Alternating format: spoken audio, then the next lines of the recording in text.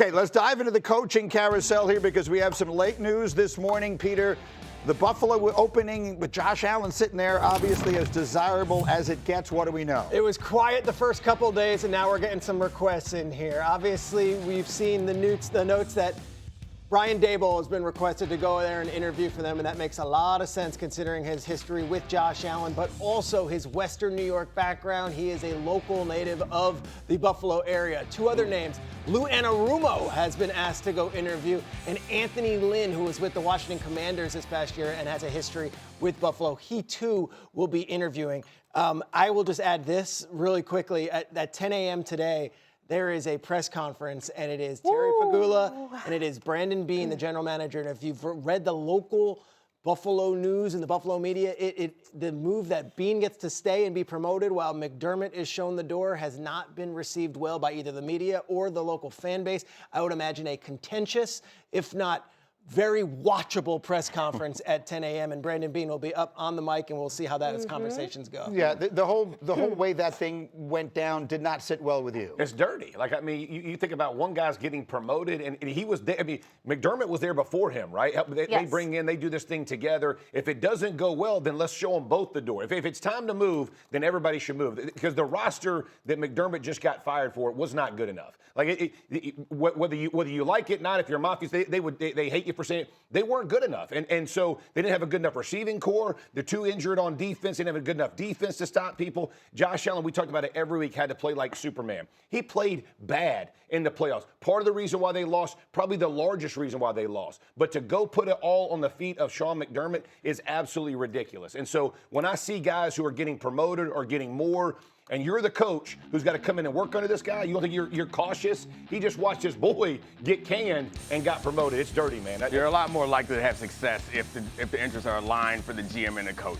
And one of the things that happens when a coach gets fired, normally the whole staff gets fired. Right. One of these things that we've created this division between coach and front office that I don't necessarily like. Exactly. Like, the incentives are not completely aligned. There's a guy in the GM, and not this case specifically, but all cases, we see it happen more often that the coaches get fired. The GM has a closer relationship with the owner almost all the time. The GM is up there talking to him while the game is going on, right, talking to the owner, watching so, like, the head coach. I think that it's a lot easier for the ownership to look at the GM and understand that we're more alike. Yeah, it's them messing it up. Right. And I'm not going to throw myself under the bus, so I think that we should move more to a world where everybody got to go. Because I don't want you in here trying to convince me that it's somebody else. I'm not defending Brandon Beane here, but we've seen this with Joe Shane staying when Daboll goes. Like, this seems to be that the GM gets a chance to maybe pick his coach, because he did come in after McDermott. So now they're going to give Brandon Beane this opportunity. Obviously, the spotlight will be on him. I will add this. Everyone loves McDermott. And the fact of the matter is, 9 years, and the average that they gave up on defense was 31.5 points in those playoff games. And they were always top 5, top 10. So we could pick this apart a million ways. I believe that in this case, the owner felt confident that Brandon Beane could still draft and select players, and that they just needed a new voice in that. So wait, let me just get my backstory. I was a columnist in Buffalo for the Buffalo News when McDermott and Beane were hired that year. So I've seen Sean McDermott go from a hard ass walking in the door saying no ping pong tables, like we are doing this, like it's this.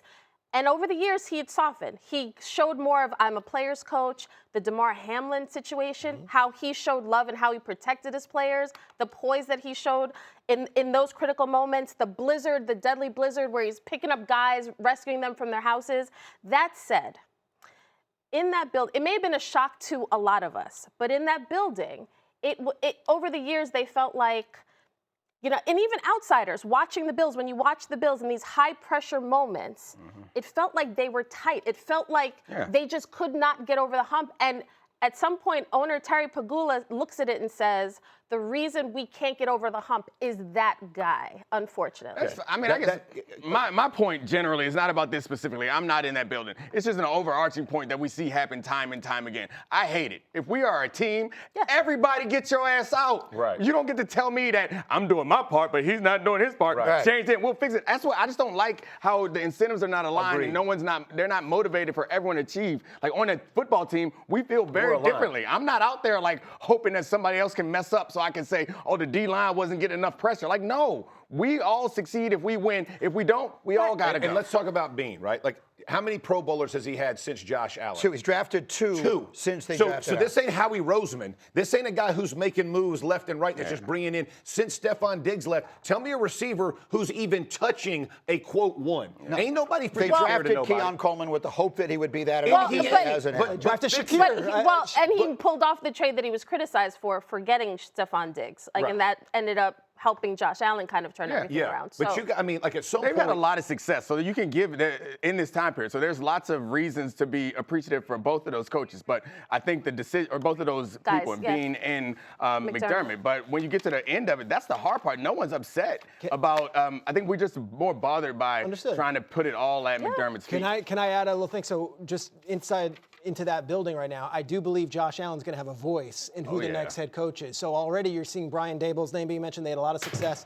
Another name would be Joe Brady, who would be the guy who he had the last few years. I would also throw in Davis Webb, and this might be just too much of a leap, but those are best friends. Davis Webb, I believe, was a groomsman in Allen's wedding. We're talking about Josh Allen and Davis Webb. Yes, and Davis Webb was is on the Denver staff, but he was the backup to Josh Allen for 3 years in Buffalo. And by the end of it, his 3rd year with Buffalo, he was actually running quarterback meetings at times in the room. Can I say this? Because, again, everything that we're thinking right now is going to Josh Allen, right? Yeah. Like, Josh Allen, if you look at the last 2 years, hasn't been what he was 3 years ago, right? Like, numbers have gone down from the 2 years. The MVP last year. I understand that, but I'm just saying, as you're looking at like numbers, right? If all we're going to do is build around Josh Allen, we have a whole other side of football that we're giving up 31 points when it matters. Right. It's really hard to score 32 every freaking week. Josh Allen can't do more than he's doing. If he plays at the same level, you can go win a championship with him right now. Fix the other part. Stop worrying me to death about the offense. Whoever his offensive coordinator is, he's a really good player. Bart knows this. 10 a.m., I'm telling you, Brandon Beane, he doesn't just sit there and take, he will bite back. So I am excited for this press conference. It's going to be cinema. And it will be theater. I mean, he bit back this offseason. It was made to look silly when he was saying, like, we got enough receivers, and it's clear that Josh Allen had a career high in taking sacks in part because they didn't have the Stephon Diggs. They didn't have the one guy that you know that you could get rid of the ball in that spot all the time. So every roster is going to have holes in it, but that's a very big hole when you have a player that's as exceptional as Josh Allen. All right, let me get one other note in here. Ash, let's go to the Charger one, right? So I think this is an interesting one. Another coaching domino dropped, and you had sort of foreshadowed that something like this might happen, that as guys like Mike McDaniel were interviewing for head coaching jobs, there were also these offensive coordinator jobs that might be, in some ways, even more appealing a step. And McDaniel has taken that. He becomes the Chargers offensive coordinator, so he will become Justin Herbert's coach under Jim Harbaugh. Let's talk through that one. Mike McDaniel is giving them the word that if I don't get one of these other jobs, which is Baltimore more or less, where he's continuing, I will be your offensive coordinator. And I thought this was interesting last week when everyone was doing like flips over the head coaching jobs, but you had Philadelphia open as an offensive coordinator job, Tampa Bay, obviously here in Los Angeles, and then also Baltimore and Pittsburgh. If they hire defensive coaches, well, then you can have an OC job there, or Buffalo as well. The offensive coordinator position, to be with a Justin Herbert or to be with a Jalen Hurts or to be with a Baker Mayfield, in a lot of ways was more attractive to some of these top offensive minds than taking the Cleveland job where we don't know who the quarterback is, or the Miami job, or the Arizona job, which are head coaching jobs. In this case, Mike McDaniel goes to LA where we were laughing about it. I cannot wait for the meetings between Jim Harbaugh and Mike McDaniel. That's just personality. And Justin Herbert. But you add to this, his wife is from the Southern California area, and this position maybe not as coveted as a head coaching job in other years, but with the landscape of how the league is right now, you better get a quarterback if you want to have success. And they're doing so he here. can wear those pants in the joggers. Right? Comfortable and all that kind of stuff. I love it. This to me is smart. This is great. This is the. You only get 2 cracks at this thing. Yes. So if you jump right back into a bad head coaching job, you're going to get fired and you'll never get another job. Which is the problem. Yeah, and you're going to a place.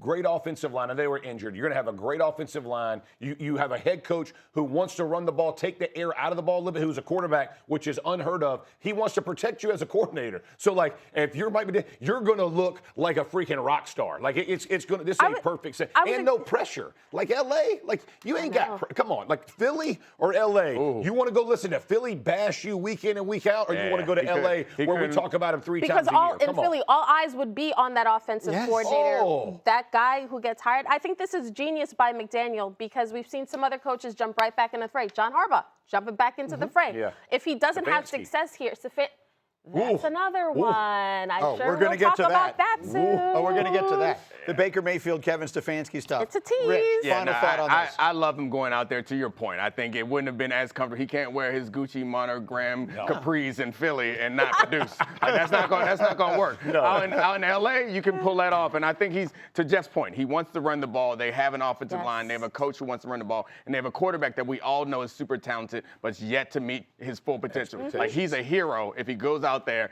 and outperforms with that situation. All right.